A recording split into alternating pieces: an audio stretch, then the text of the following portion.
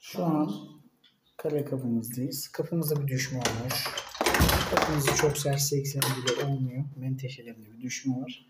İşlemlerimize başlayalım. Evet, kale kapıda işlemlerimizi bitirdik. Kapımızı tek el, iki parmak rahat bir şekilde açabiliyoruz ve kapatabiliyoruz. Müşterimize hayırlı olsun. Sizin de böyle yüksek güvenli kale kapınız, Montilok kapı, Dortek ve buna benzer kapılarınız varsa aşağıdaki numaralardan bizlere ulaşabilirsiniz.